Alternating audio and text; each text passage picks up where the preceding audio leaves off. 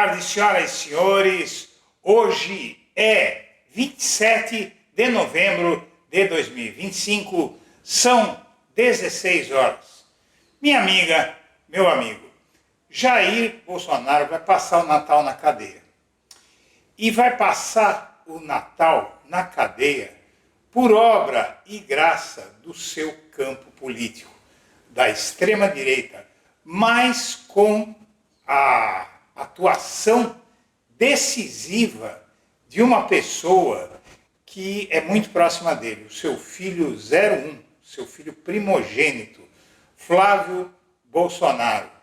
O Flávio Bolsonaro e toda a extrema-direita, os mais furibundos bolsonaristas que você possa imaginar, não se compadeceram de impedir que cidadãos que já estavam terminando de cumprir a pena, que já estavam no semiaberto, que podiam sair para trabalhar de dia e voltar à noite só para dormir, que não teriam o menor risco de essas pessoas cometerem algum crime, porque elas já saíam da cadeia, retornavam para a cadeia todas as noites, e mesmo assim, por um ato de maldade, para tentar lacrar com eleitores radicais, o PL, os partidos todos de extrema-direita, sob a batuta do Flávio Bolsonaro, com seus discursos asquerosos contra direitos humanos, que agora ele pede para o pai, tiraram desses homens a possibilidade de passar o Natal com a família, sendo que eles já estavam em vias de terminar de pagar o seu débito com a sociedade. O Lula tentou impedir, o Lula tentou vetar esse ato de egoísmo, esse ato de maldade desses parlamentares e da própria família Bolsonaro, e do próprio Bolsonaro, que sempre pensou assim. O Lula tentou impedir que o Jair Bolsonaro passasse o Natal na cadeia. Vamos assistir. Você que acompanha o blog da Cidadania, eu venho pedir a sua ajuda. Este fim de ano está bastante difícil do ponto de vista de remuneração para poder financiar o trabalho aqui do blog da Cidadania. Então, se você puder nos ajudar fazendo uma doação, se você considerar fazer essa doação, use o código Pix que está na tela, nos ajude para a gente poder fazer um canal melhor para você e nos manter para poder enfrentar essa guerra que vai ser a eleição de 2026. Conto com você. Acabaram de aprovar na comissão o fim da saidinha de presos. Lembrando que é uma votação simbólica, pode continuar, Pedro, a gente vai seguir, claro, repercutindo esse assunto, até porque nesse momento, nessa votação simbólica, a comissão acabou de aprovar esse fim da saidinha, mas ainda não acabou, viu? Tem que passar ainda por outras casas. Continua, acho que Pedro. o Theo até pode trazer um pouco melhor esses próximos passos, mas apenas para dizer aqui para quem está acompanhando que é uma pauta que unificou a oposição e que ela unificou a oposição para além de Brasília.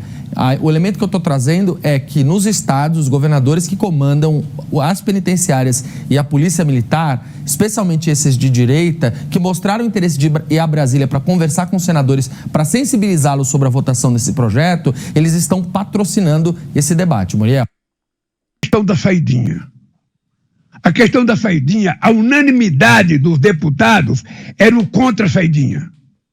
Quando ela chegou para mim sancionar, eu tomei a decisão de vetar por uma questão de princípio. Por uma questão de princípio. Porque se a família é a base da sociedade brasileira, como é que você pode proibir um cidadão que está preso pagando uma pena, que não cometeu crime hediondo, que não cometeu estupro, sabe? Como é que você pode proibir esse cidadão de encontrar com a sua família? Se a família pode ser a base da recuperação dele? Sabe? Então, por isso eu tomei a decisão de vetar. Foi uma decisão minha. Inclusive, a bancada do PT era favorável que eu não vetasse. E eu vetei. Sabe? Sabendo que quando fosse para lá eu ia perder, não tem nenhum problema. Mas eu queria que ficasse para a história. O Lula vetou a proibição da saidinha, porque o Lula acha que a família é a base da sociedade e a família é o que pode recuperar as pessoas. A Câmara acaba de aprovar o fim das saidinhas de presos durante os feriados. Eu fui relator dessa matéria aqui no Senado, e que nós conseguimos aprová-la no Senado, e a Câmara acaba de aprovar. Então eu quero dar os parabéns a todos os deputados federais que votaram a favor desse projeto de lei, e em especial ao relator da matéria, deputado Derrite, que deixou a Secretaria de Segurança de São Paulo para vir aqui ser o relator e conseguir a aprovação dessa matéria também na Câmara, e agora vai para que a Presidência da República decida se sanciona ou se veta esse projeto. E aí fica a questão, né? Será que o Lula vai ficar do lado dos bandidos ou do lado das vítimas? Vamos aguardar, e aqui o Congresso, sem dúvida alguma, Caso Olivetti, está preparado para derrubar o veto dele. No dia 20 de fevereiro de 2024, o Senado aprovou esse projeto inútil, esse projeto que revela apenas o sadismo e oportunismo dessa gente, porque ele vai pegar gente que pode sair para estudar, pode sair para trabalhar, mas não pode no Dia das Mães o preso ver sua mãe, no Dia das Crianças ver seus filhos, no Natal passar com a sua família e se sentir novamente alguém que já está preparado para voltar à sociedade. Porque a saidinha não era para quem está começando a cumprir pena, é para quem estava na reta final para deixar a prisão, para terminar essa pena. Mas são medidas que contentam esses crentes falsários, que se dizem crentes e pregam o ódio, pregam a violência, pregam a morte de quem eles não gostam, não é? Pregam amor pelas armas e pregam esse tipo de projeto sádico que o Flávio Bolsonaro comandou que fosse implantado no Brasil, com essa expressão de sadismo no rosto. O Lula, como sempre, ele mostra porque ele vai para o quarto mandato agora. Porque ele enxerga longe e porque ele tem princípios. E é isso que falta a essa direita maléfica que ainda, por pouco tempo, se tudo der certo, se mantém no Brasil, provocando esses estragos no tecido social. O Lula vetou o projeto e deixou para eles, olha, derrubem o meu veto, façam o que quiserem. O Congresso fez isso, rejeitou, derrubou o veto do Lula em 28 de maio de 2024 e proibiu as saidinhas de presos do regime semiaberto.